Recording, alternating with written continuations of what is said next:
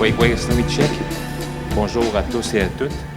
J'aimerais commencer par remercier mes frères et mes sœurs et mes voisins Wendat, les Hurons, de m'accueillir sur leur territoire, de me permettre de vous adresser à vous.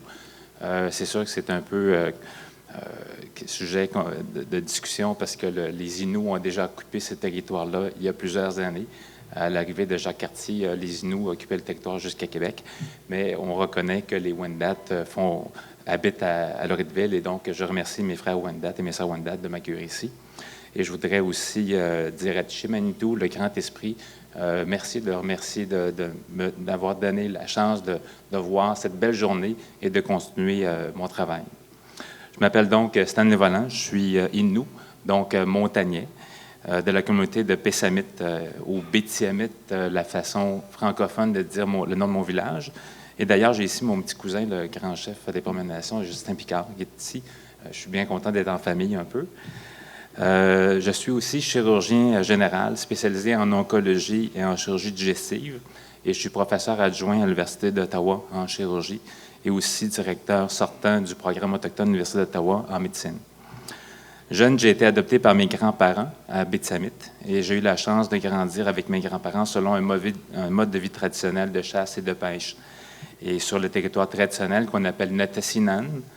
Notessinan veut dire notre terre, notre territoire. C'est une chose qui est très, très importante pour nous, qui est ancrée dans le fond de nos gènes. Pour nous, Notessinan, notre territoire ne s'exprime pas seulement par l'exploitation du territoire, mais par une relation qui est intime, avec celle-ci, avec le territoire, un lien de sang, un lien de sueur. Notessinan, notre territoire est la mère terre. C'est la mère nature, mais c'est plus que ça, c'est la terre. Nous en faisons intimement partie avec les autres êtres humains, les animaux, les végétaux, l'eau, le sol et le sous-sol. Souvent, on oublie qu'est-ce qu'il y a en dessous, mais ça fait partie de nous.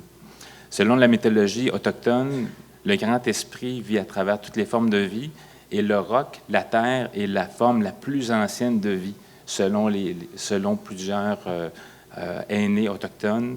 Et si on voit de façon scientifique, une roche, ça bouge, il y a des atomes qui bougent. Donc, c'est une vie peut-être qui n'est pas selon nos définitions à nous. Donc, l'être humain a une relation intime avec son environnement. Il en fait partie. Il doit vivre en équilibre et respecter son environnement, son territoire, Notessinan, pour permettre sa survie, sa pérennité et aussi sa santé.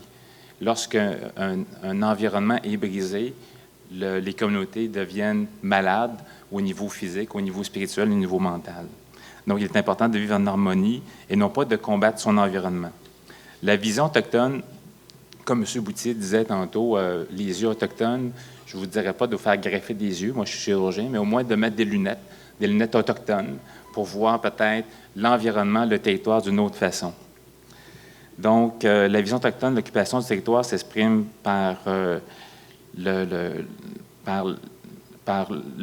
l'équilibre, l'harmonie est développée selon les besoins et non pas pour faire des profits. Elle contraste beaucoup avec la vision eurocentrique du développement de l'occupation territoriale. C'est un peu la vision colonialiste, c'est-à-dire qui se résume par l'humain doit dominer, exploiter et se battre contre son environnement, la nature et son territoire. Et je pense qu'il faut faire un shift vers peut-être une vision où on doit vivre en harmonie avec celle-là. On voit aujourd'hui qu'en combattant la nature, qu'est-ce qui arrive aujourd'hui avec les changements climatiques majeurs qui affectent notre société. Dans cette vision, le territoire n'est qu'une aide à enrichir l'exploitation non durable et respectueuse du territoire. Je vous donnerai l'exemple de l'Iron Ore qui a fermé ses mines à Cheverville dans les années 80 et qui a laissé mes frères Inuits et sœurs Inuits de Matimicoche, leur Notessinan profondément cicatrisés avec des profondes mines, avec des tas de terre. Ça ressemblait à un paysage lunaire, peut-être même martien parce que c'était rouge. Fait qu'on n'habitait plus sur la Terre, mais sur Mars. Et ça a affecté la société autochtone, Naskapi et montagnaise de cette région-là. Et mes sœurs et mes frères, maintenant, sont malades physiquement, moralement, mentalement, spirituellement. Lorsque la Terre sera peut-être guérie, peut-être que les peuples des Premières Nations pourront guérir aussi. Au Québec, il y a 11 nations autochtones différentes. Il y a une population de plus de 80 000 autochtones au Québec. Plus de 70 des Autochtones vivent en milieu rural et éloigné. L'âge moyen d'environ 24 ans, contrairement à 34,4 ans dans la population québécoise en général.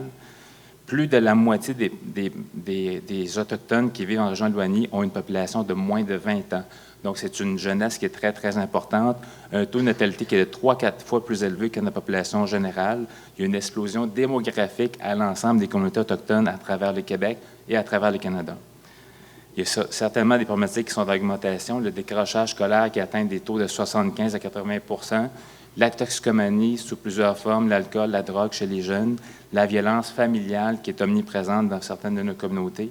Donc, la jeunesse autochtone est un grand défi pour nous et pour vous aussi, au Québec, au Canada. Et ça peut être aussi un problème si on le prend mal, si on ne prend pas le défi de façon positive. Les peuples de Première Nation du Québec doivent faire partie de la solution du développement du territoire. Nous sommes un élément de la solution et pas du problème. Il faudra voir au-delà de nos différences et travailler main dans la main en partenaire et donner un avenir à nos enfants, qu'ils soient autochtones ou non autochtones. Un développement durable et respectueux de notre territoire est très important. Il est aussi important de reconnaître les peuples autochtones comme partenaires et accélérer le processus de règlement des différentes revendications territoriales. Il y en a beaucoup. Il y en a au-dessus de 400 demandes territoriales à travers le Canada.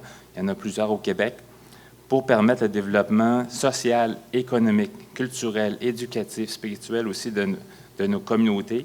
C'est grâce à ces revendications territoriales qu'on va parvenir à faire nos communautés des communautés qui sont en santé, et des communautés en santé vont pouvoir être partenaires avec vous.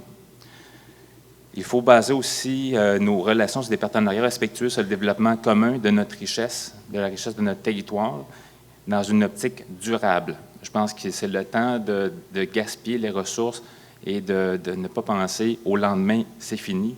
Il faut respecter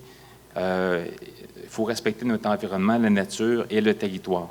Et je pense que les mots de collaboration, solidarité, respect, j'ai entendu ce matin, de développement durable, de partenariat, c'est des mots-clés. Et je pense que je vous souhaite de pouvoir peut-être nous tendre la main, et nous vous tendrons la main, et on pourra développer un Québec qui pourra penser à l'avenir. Et une des missions importantes des peuples autochtones à travers le monde, c'est d'être le gardien de la mère-terre, de la mère-nature, de notre Tessinan.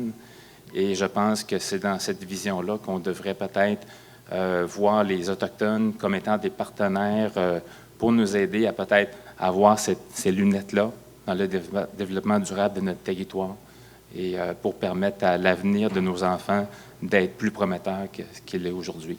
Merci.